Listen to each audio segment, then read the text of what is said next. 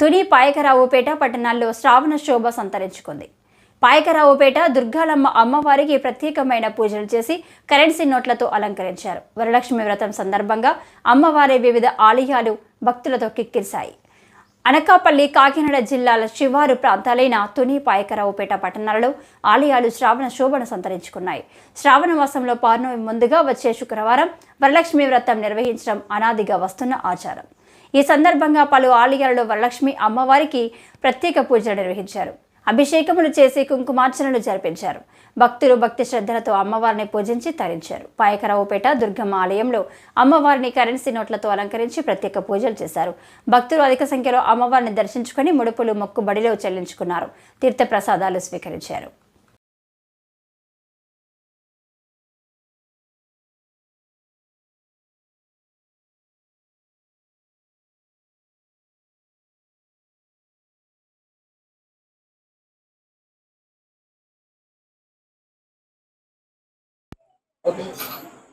श्री महागणाधिपतये नमो नमः। ओं गणानां त्वा गणपतिं नमामहे कविं कवीनां नमस्तवस्तवं ज्येष्ठराजं ब्रह्मणां ब्रह्मणस्पदानसन्नोदविस्थितसादनम्।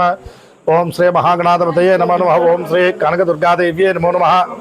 श्री श्री श्री कनकदुर्गम्मवारि आलयं దుర్గానగర్ దన్నో నర్సభయ్య గారు వాళ్ళ కుటుంబ సభ్యులు ఎన్నో సంవత్సరాల నుంచి ఆలయాన్ని పరిపూర్ణంగా విధి విధానాలతో పూజా కార్యక్రమాలన్నీ కూడా సకాలంగా జరుగుతున్నాయి. అలాగే శ్రావణ మాసం పురస్కరించుకుని ఈరోజు వరలక్ష్మి వ్రతము ఉదయం ఏకాదశి తత్కాల ద్వాదశి తిథి నాడు సమస్త భక్తులు యావత్ మంది కూడా వచ్చి అత్యంత వైభవంగా పొద్దున కుంకుమ పూజలు, అలాగే నూతన వాహన పూజలు, సంతానాన్ని కలగాలని కుంకుమ పూజలు, అలాగే కంకణ ధారణలు చాలామంది చేసుకోవడం జరిగింది. ఈరోజు రోజంతా కూడా మధ్యాహ్నం నుంచి 2 గంటల నుంచి మళ్ళీ విశేషమైన జనభక్తులు వచ్చి కనకదుర్గమ్మ వారిని దర్శనం చేసుకున్నారు. ప్రతి పౌర్ణమి తిథి కూడా అమ్మవారికి అత్యంత వైభవంగా సత్సంతానం కలగాలని, ఆయురారోగ్యాలు, వ్యాపార వృద్ధి కలగాలని ప్రతి పౌర్ణమి నాడు కూడా అమ్మవారి ఆంగణ ప్రాంగణంలో హోమ కార్యక్రమం దిగ్విజయంగా జరుగుతోంది. భక్తులు 50 మంది కూడా వచ్చి ఈ కార్యక్రమంలో పాల్గొని సహకరించగా మరీ ప్రార్థన.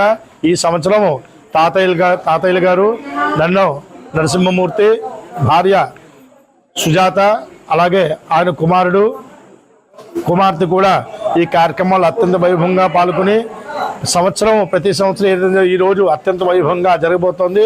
రాబోయే నెలలో కూడా రథ ఉత్సవం కూడా అత్యంత వైభవంగా జరగాలని పెద్దలందరూ కూడా నిశ్చయించుకున్నారు. భక్తులు 50 మంది కూడా వచ్చి ఆలయంలో కుంకుమ పూజలు చేసుకుని భక్తిగా ఆ అమ్మవారి యొక్క తీర్థప్రసాదం పుచ్చుకోవాల్సిందిగా మరీ ప్రార్థన.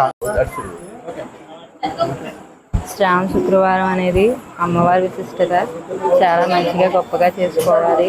ఈ ఆడవాళ్ళ పూజ అనేది చాలా ముఖ్యమైనదిగా అమ్మవారు అనేది ఈ అమ్మవారు చాలా మహిమగల అమ్మవారు, ఎంతో విశిష్టగా చెప్పుకుంటారు.